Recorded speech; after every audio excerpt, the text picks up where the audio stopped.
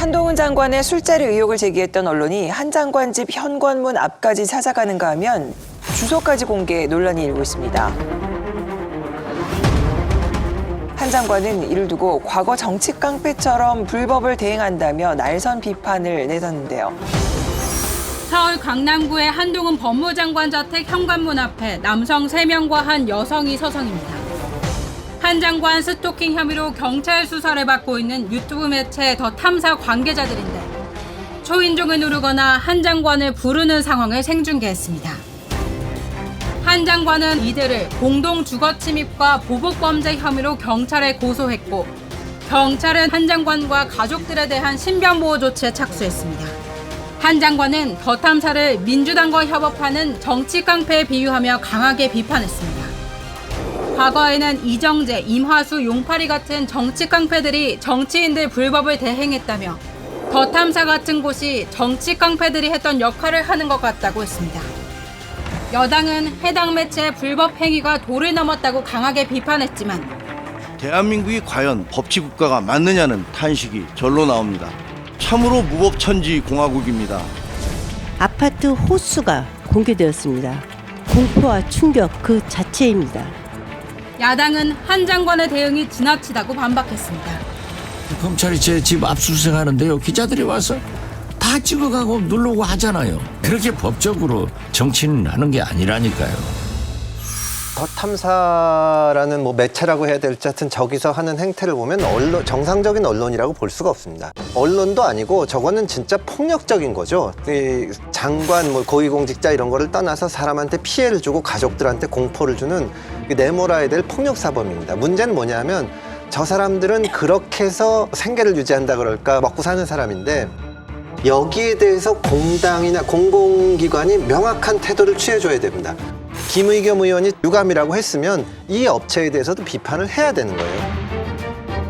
더군다나 저건 해서는 안 된다는 메시지가 민주당에서 나와야 됩니다. 그래야 저게 힘을 잃는데 두고 보지 않습니까? 저는 민주당이 정말로 큰 잘못을 우리 정치판에 저지르고 있다고 봅니다. 사실 더 탐사의 경우에는 한동훈 장관을 스토킹한 것으로도 수사를 받고 있죠. 그 약점을 잡아보려고 밤에 미행한 것 같은데요. 제가 이상한 술집이라도 가는 걸 바랬겠죠. 그런데 이 나라가 미운 사람 약점 잡으려고 밤에 차량으로 반복해서 미행해도 되는 나라에서는 안 된다고 생각합니다.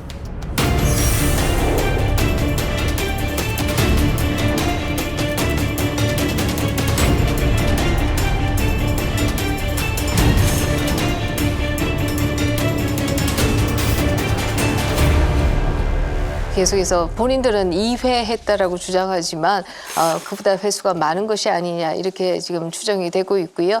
이에 대한 그 압수수색을 휴일에 받았다라고 해서 압수수색을 당해봐야 된다 이런 말을 방송에서 뭐 본인들의 유튜브 채널에서 얘기하는 이런 상황이 벌어졌는데요.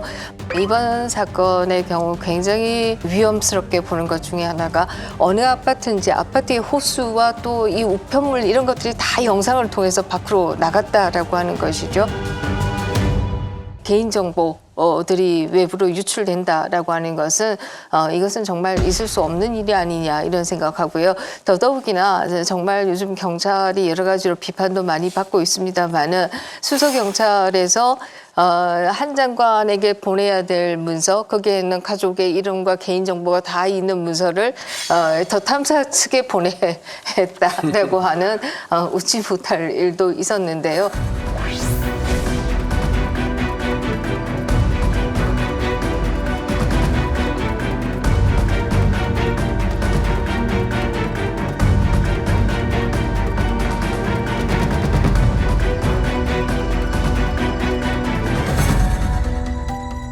이 장관과 관련된 일이 이런 식으로 이루어진다라고 하면 보통 사람들과 관련된 문제들은 또 경찰이 얼마나 조심해서 잘 하고 있는지 하는 의혹도 하는 생각도 다시 한번 하게 되죠. 한동훈 장관이 지금 이 더 탐사 이 사람들을 공동주거 침입죄로 고발을 아마 한 것 같아요. 근데 이제 법적으로 설명드리자면은 한동훈 장관 집에는 안 들어갔다. 한마디로 이제 집 앞에 왔다는 거죠, 아파트. 예, 현관문은 주민들이 열어줬다고 하는데, 그리고 가겠다고 사전 예고도 했다는 거잖아요. 네. 누가 집이 들어간 건 아니잖아요.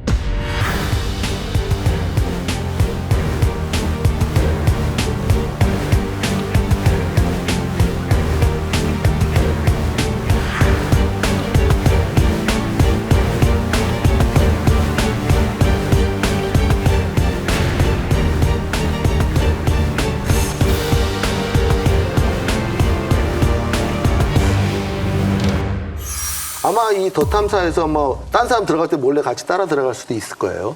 그래도 그거는 목적 자체가 정상적인 어떤 방문 목적이 아니라 그 불법적인 행동을 하기 위한 거기 때문에 공동 주거 침입죄가 충분히 성립될 수 있다, 저는 이렇게 생각합니다.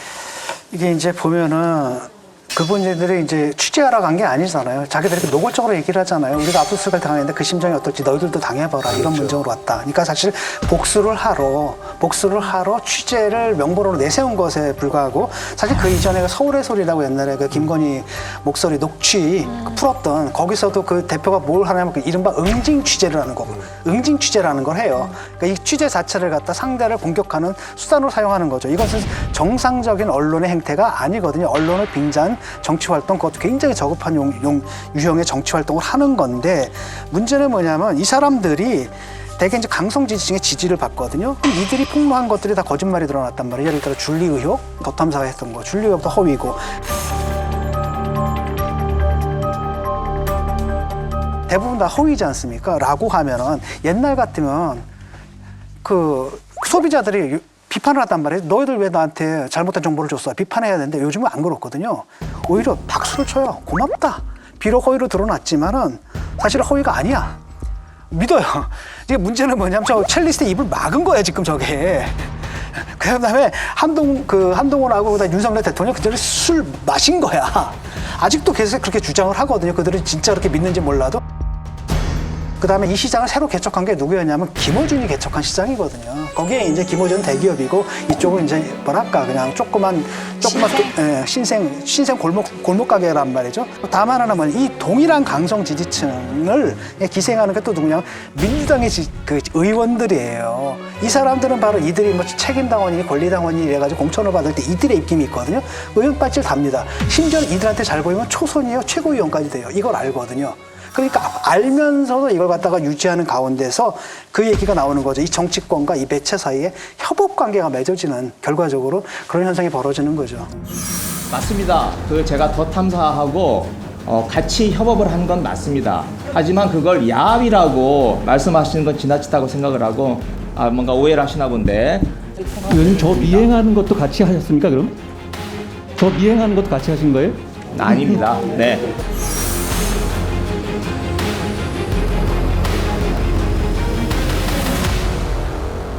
사실 언론을 사부라고 하고 이제 표현의 자유 중에서도 언론기관한테 많은 그 어떤 재량권 같은 것을 주는 것은 정부가 하는 일을 비판하거나 하는 언론의 역할이 반드시 필요하기 때문이거든요. 어떤 때는 보통 사람 같으면은 참기 어려운 일이더라도 고위공직자 같은 경우는 취재에 대해서 좀 참아야 되고, 언론의 취재에 응해야 될 그런 의무가 있는 것처럼 보이기도 하는데, 저런 것은 가려내줘야 됩니다. 그래야 언론한테 그런 거를 줄 수가 있는 거지, 저렇게 와가지고 괴롭히고 너도 우리 심정 한번 알아봐라 그러는 건 저게 무슨 언론이에요. 실제로 더 탐사를 구성하는 분들 중에 원래 속해 있던 언론기관에서 징계를 받고 그런 사례들이 있거든요. 그러면 우리 사회에서 저기에 대해서 어떤 판단을 내리고 책임을 지워야 됩니다.